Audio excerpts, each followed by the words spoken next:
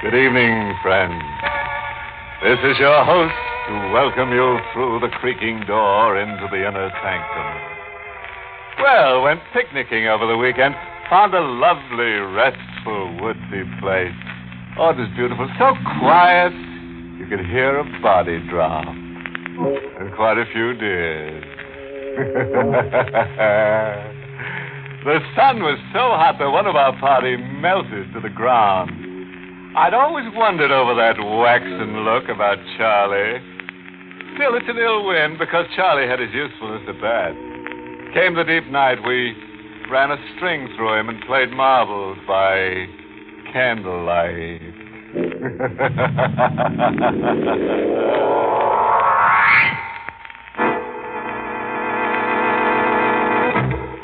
Tonight's Inner Sanctum mystery, Pattern for Fear, was written by John Robert and stars Everett Sloane in the role of Ludwig with Cameron Prudhomme as Larrabee.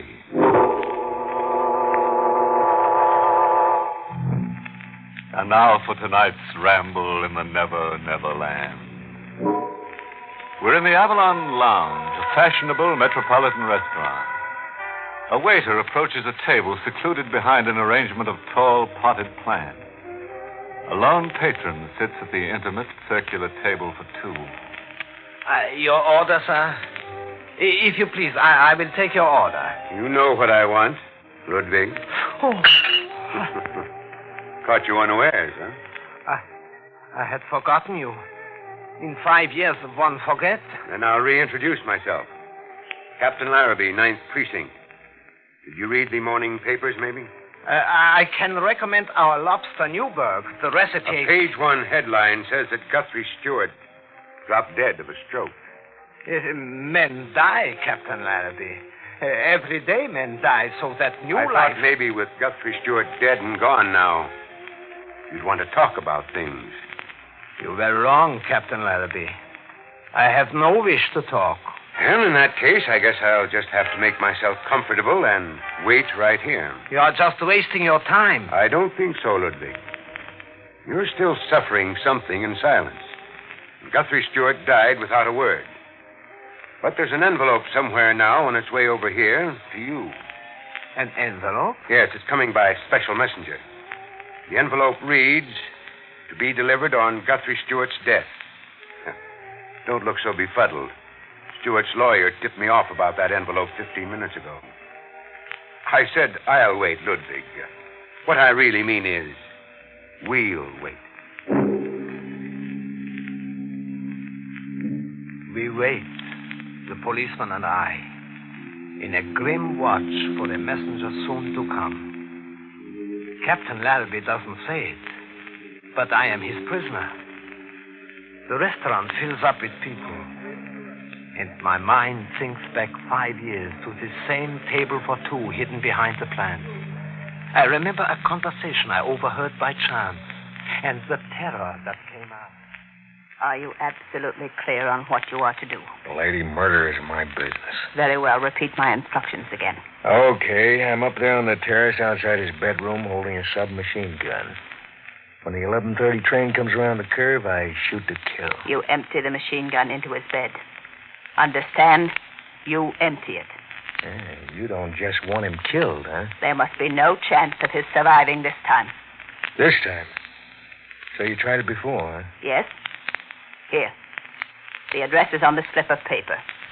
Read it, memorize it, and then destroy it. When do I get paid?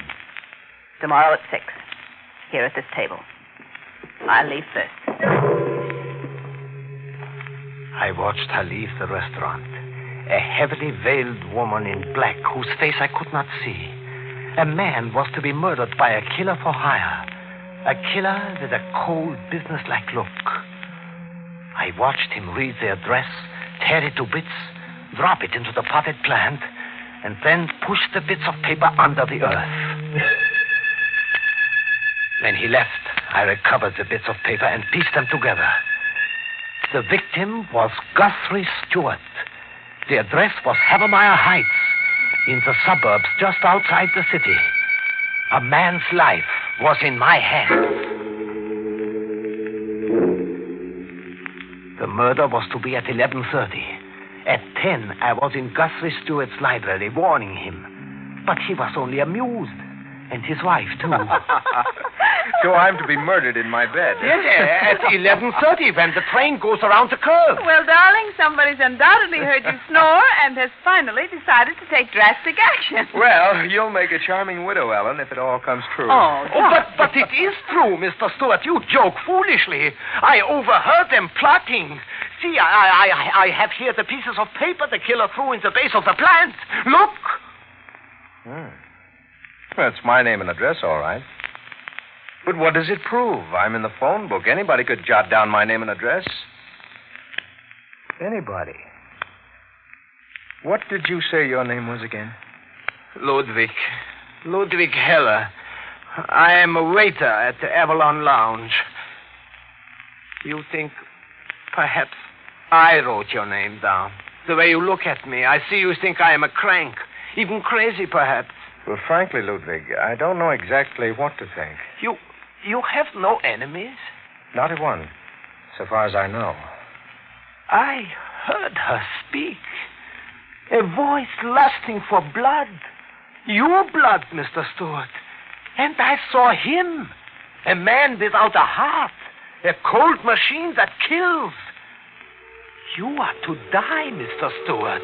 Hey, hear that? The train close to your home, just as I heard her say. Yes, laugh and make jokes, but when the 11:30 train goes around the curve, you are going to die, Mr. Stewart.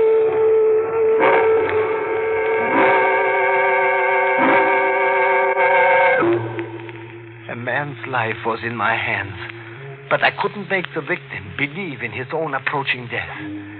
I went to the local police station to a Captain Larrabee. There I blurted out the story once more. I waited while he talked to Guthrie Stewart on the telephone. Yes, I got it. Yes, I understand, Mr. Stewart. Sure thing, I'll do just as you say.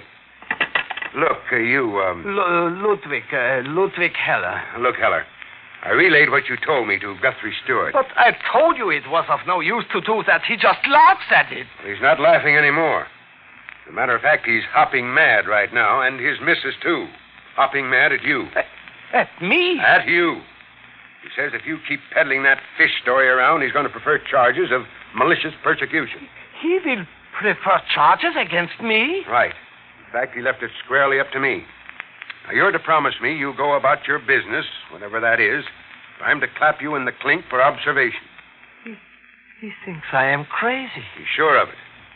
As a matter of fact, from the looks of you, I'm not sure you're not crazy either. Now, are you going to do the sensible thing? Yes. Yes, Captain Larrabee. I will go home. The sensible thing. Go home. 11 o'clock. In 30 minutes, a man would die, and his blood would stain all the rest of my life, because I was powerless to save him. The sensible thing. Go home, the police captain had said. But I did not go home. I had to see death look deep into its face. I returned to Havermeyer Heights to wait silently in the shadows on the terrace and watch. He was there, too. The killer and his machine gun. A black executioner waiting and ready.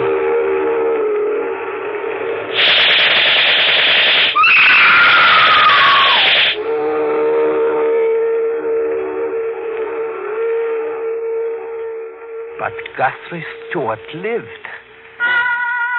I saw them in the pale moonlight on the terrace. A shaken man and a frightened woman, both in their nightclothes, armed and unharmed, seeking the assassin, but afraid to search for him. A moment later, I overheard him on the telephone talking with great excitement to Captain Larrabee. I don't want any publicity on it, but an attempt was just made on my life. Yes. Someone machine-gunned my bed while the 11:30 went around the curve. What? I wasn't in my bed. A dummy was machine-gunned. I fixed the bedclothes to make it appear that I was in bed, just in case that Ludwig person was really telling me something. I melted into the night like the killer had. Guthrie Stewart was safe. I had been spared his death. The sensible thing now was to go home. But I was to have another moment with the police that night. Walking along a tree-shaded road to a bus stop, a police car suddenly flew toward me, and I was ordered to halt. You there! Stop! But I didn't stop. Instead, I ran. I don't know why, but I ran like the wind. Stop or I'll shoot! Still I ran, faster than the bullets exploding behind me.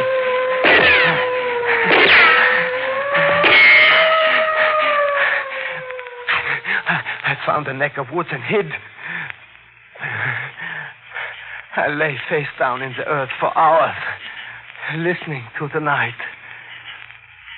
And then, just before morning, I started back to the city, sneaking along the back roads like a fugitive. A curious thing had happened to me. In that night, the deep guilt I was sure the killer must feel had transferred itself to me.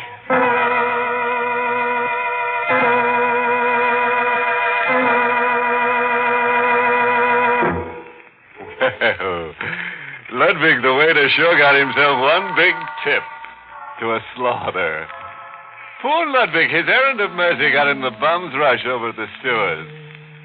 What do you do with a character who laughs at an advance notice of his own death, did somebody ask? Strangle him on the spot, I say. That way he'll positively believe you the next time you're around. Yes, a murder in time certainly saves a lot of wasted breath.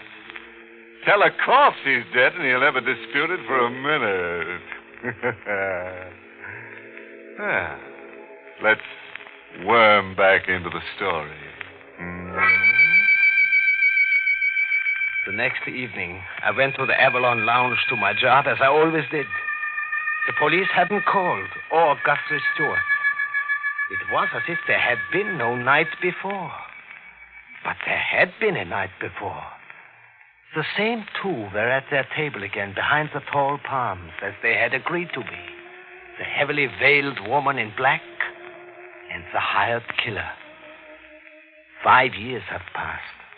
But I can remember that conversation I overheard word for word.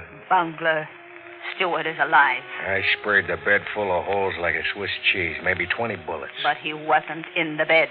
Someone was. From where I stood, I could see a figure all curled up. Well, you've got to do it all over again.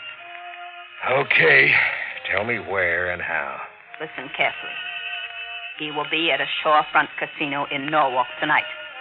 He will motorboat there from Rye and then back the same way.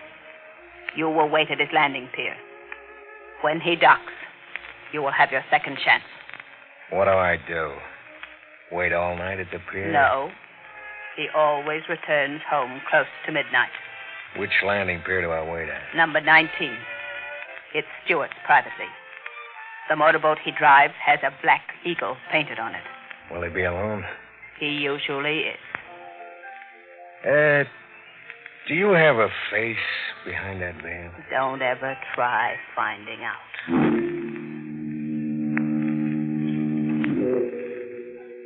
Guthrie Stewart's life was in my hands a second time, as if I had been appointed keeper of his destiny. I was there, too, with the fog curling around me just before midnight on the docks facing the Long Island Sound. I hid, but as before, the executioner stood in the fog and mist, not 20 yards away from me, waiting. There were midnight chimes, and on the water, moving closer, the sound of a motorboat returning to dock. The black eagle on the prow was hardly distinguishable.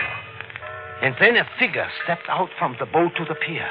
I saw the killer move, and I screamed, "Stewart, look out! There is a gunman!"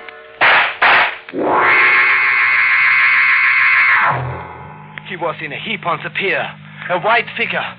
I ran to him and kneeled down to see if life had gone completely. "Mr. Stewart! Mr. Stewart!" That's not his name, Ludwig. You are alive! Very much so. But he... My pilot, Jameson. He got the bullets evidently intended for me. Do you get a pulse? No, I don't think I do, but I'm not experienced in such things. Then let me. He's alive. I will call an ambulance. No, I will. You go home. Oh, but Go home, Ludwig. It's better that you do, for both of us. It is better for you that I go home? Yes.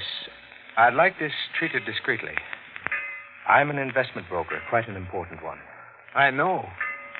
You know? Yes, I know a great deal about you. That's odd. Since I have been given your destiny in my keeping, in my hands, I have familiarized myself with things about you.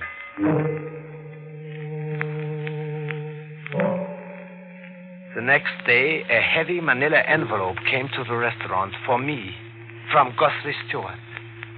The letter told me about his investment business, his social position, his fear of scandal and things. Besides the letter, there was a check. A $2,500 check for me. The police didn't come until the next night. Captain Larrabee took me to the station house. Guthrie Stewart was there, and Mrs. Stewart. Captain Larrabee was trying hard to understand things. Ludwig, who were you before you began waiting on tables at the Avalon, and before you started to overhear murder plots? I was just myself in the world. Oh, quit that kind of talk. I meant, what were you? A waiter. I have always been a waiter. Do you have a mental history somewhere? If you have, better talk up. Might help you out of a jam being mentally irresponsible. Okay, don't talk up. Mrs. Stewart. Oh, yes, Captain Larrabee. On this sheet, I have some of the speeches written. The speeches that Ludwig claims he's overheard that woman make. Now, please read them in your own natural-speaking voice. And read them like a woman bent on getting somebody murdered. Captain Larrabee, you dare... Now, look, Mrs. Stewart, no dramatics, please. I'm just doing a job. Now read them, please. Very well. You empty the machine gun into his bed. Understand, you empty it. There must be no chance of his surviving this time. Oh, Captain Larrabee, must I go on? No, that's enough. Is it the same voice, Ludwig, or almost the same voice? No. The voices are entirely different. You can say that positively? Yes. Also, the other woman was taller and much stouter. Okay, that's that. And I'm not surprised. I'm sorry, Mrs. Stewart. You should be.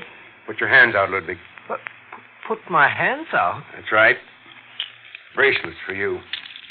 Ludwig Heller, you're under arrest for attempted murder. I was sent to a mental ward for observation. There were tests, doctors examining me for weeks, and questions. And one day again, Captain Larrabee came to question me once more. I found these certificates in your room, Ludwig. They're yours, aren't they? Yes, they are mine. Common stock certificates in the Guthrie Stewart Investment Company. 50 of them worth $100 apiece on their face. That's $5,000. Where'd you get $5,000 to invest in stocks? It was my life savings. From waiting on tables? Yes, from waiting on tables. The stocks took a drop, a big drop. These certificates are worth about 20 cents on the dollar today.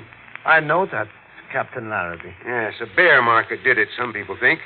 A lot of big fellows squeezed a lot of little fellows, maybe. Is that how you figure your life savings were wiped out, maybe? Maybe. Guthrie Stewart's market operations cost you your life savings. Isn't that how you figured it?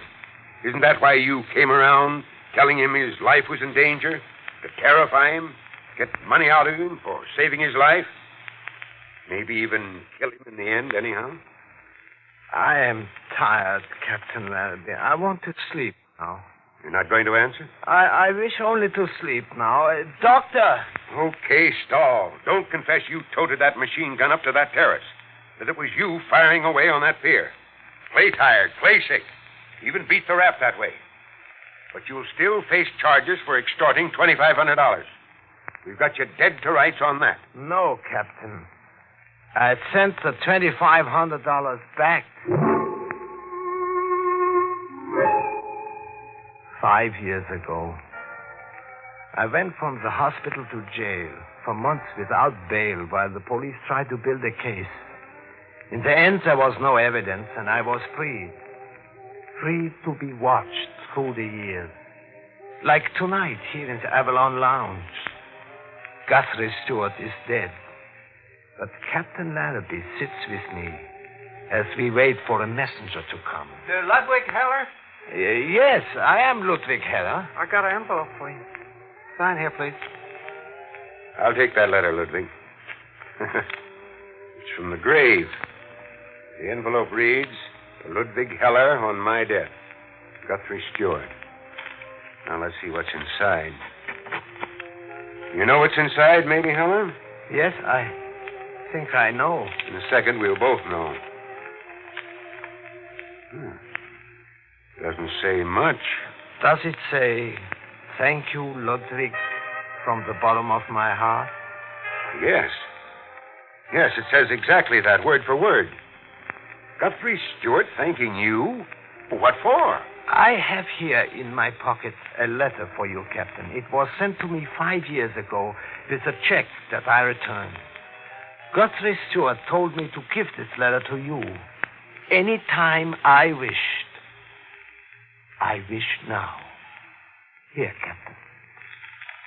Dear Captain Larrabee, Ludwig Heller's story is the truth, the whole truth. The woman plotting my murder is Ellen, my wife. Not out of hatred, Captain, but out of sickness. A mind that has never been strong. She lives in darkness, and I, too, because of her. If I can keep this secret, I can live and perhaps help her. If Ludwig Heller can endure for me and carry my burden, even for a while, Ellen will be hospitalized, and we both will hope. If Ludwig Heller has the strength. Now, you understand, Captain Larrabee? Those stock certificates I found in your room. We put them there for you to find, Captain. Guthrie Stewart and I. You did that? You took the kind of rap you did for Guthrie Stewart? For a fellow human in distress, yes. You let yourself be slapped around, hospitalized, jailed, hounded day and night for years, all for an absolute stranger? For a reward, Captain. A great reward. Ellen Stewart was pronounced cured 6 months ago. I am not too young in years, but it has fallen to me, a mere waiter on tables, to bring a new life into the world. The life of Ellen Stewart. Ludwig. Yes, Captain Larrabee? Let's shake hands.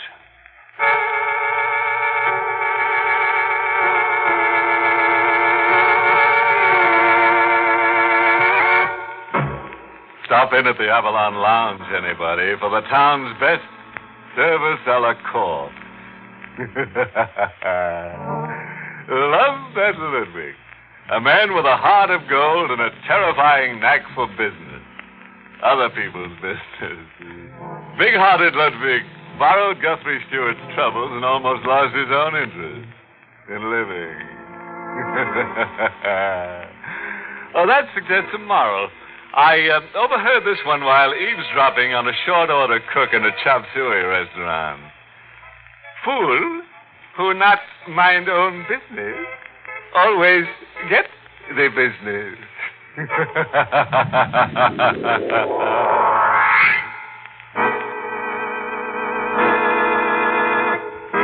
Inner Sanctum was heard in the United States over CBS, the Columbia Broadcasting System, and has been rebroadcast for servicemen and women overseas through the facilities of the United States Armed Forces Radio Service, the voice of information and education.